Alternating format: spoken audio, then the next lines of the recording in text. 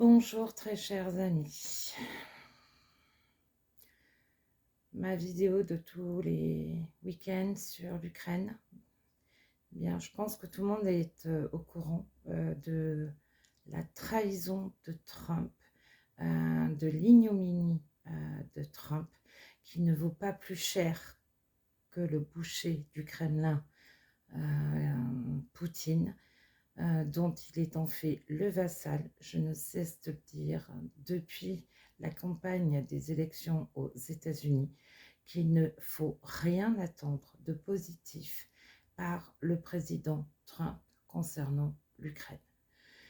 Il a humilié Zelensky, puis ensuite, certainement parce que les alliés de l'Ukraine et notamment la force de coalition et l'Union européenne ont passé la pommade à Trump, donc bon, il s'était un peu calmé. Il avait revu un peu son jugement concernant Zelensky, concernant l'Ukraine. C'est une girouette. C'est une girouette qui en fait est un traître, qui en fait ne voit que l'intérêt de son porte-monnaie et des relations économiques qu'il va pouvoir ensuite avoir avec le Kremlin et aller piller aussi quelque part les terres rares en Ukraine. 28 points. 28 points que les USA et, quoi qu'en dise bien évidemment la Russie, qui nous dit ne pas être au courant du plan des 28 points, ouais, que nini, bien évidemment on nous balade, la propagande est toujours la même concernant les génocidaires de Russie. Simplement, voilà, les 28 points, c'est ni plus ni moins la capitulation de l'Ukraine qui est demandée, l'affaiblissement de l'Ukraine qui est demandé, et ce n'est que le plan demandé par le président génocidaire Poutine. Donc, ils sont main dans la main, ils sont aussi pourris l'un que l'autre, et qu'est-ce que cache cette volonté, parce que bien évidemment, Trump fait les choses toujours façon de ses intérêts, mais aussi des intérêts de son pays, de ce qu'il veut faire. Est-ce une façon d'acheter la non-intervention de la Russie pour les États-Unis qui vont intervenir eh bien, sur le Venezuela, le Mexique? Est-ce une façon aussi de pouvoir, de l'intérieur du pays pour Trump, cacher un peu ses vicissitudes concernant l'affaire Einstein? Voilà, bien évidemment, avec Trump, tout est tordu et tout est fait pour son bon vouloir et pour ce que ça l'arrange. Il court toujours et encore après son prix Nobel de la paix, qui ne vaudrait rien de toute manière s'il l'avait, pour une simple et bonne raison. Comme l'a dit mon ami Frédéric, qui est avec nous, il anime la chaîne sur Telegram et sur Facebook, donc Ukraine Actualité en français. Eh bien, il a eu le prix Nobel de la trahison. Effectivement, je rejoins tout à fait les propos de mon ami. Et ça résume bien qui est Poutine, qui est Trump. Et voyez, je fais même des lapsus entre l'un et l'autre, ce qui prouve bien qu'ils se ressemblent énormément. Pour moi, à aujourd'hui, les États-Unis ont, au même titre que la Russie, du sang sur les mains, des morts sur la conscience, car Trump ne fait rien réellement pour aider l'Ukraine, pour faire en sorte qu'elle gagne cette guerre. Les Ukrainiens sont incroyables, ils se battent et ils se battent, et ils sont résilients. Et aujourd'hui, hasard du calendrier, les Ukrainiens commémorent l'Holodomor qu'ils ont vécu sous Staline. Et ben, c'est exactement ce qui se passe à aujourd'hui en Ukraine, où en fait, l'Ukraine connaît dans certains endroits l'Holodomor et dans d'autres la volonté de toute manière sur tout le pays d'un véritable génocide en Ukraine. Ne nous l'aurons pas. Si nous devions enfin pouvoir condamner Poutine et ses génocidaires amicaux, et ben, j'aimerais bien aussi que l'on condamne le président Trump qui aujourd'hui a réellement des morts sur la conscience, a réellement du sang ukrainien sur sa conscience. Euh, il est abject, il me débecte et il me donne envie de vomir.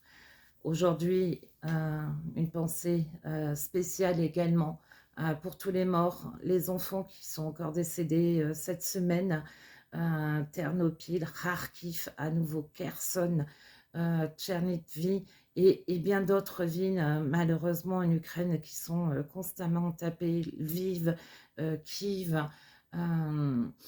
C'est infernal et je vois de plus en plus d'images pour pouvoir vous informer.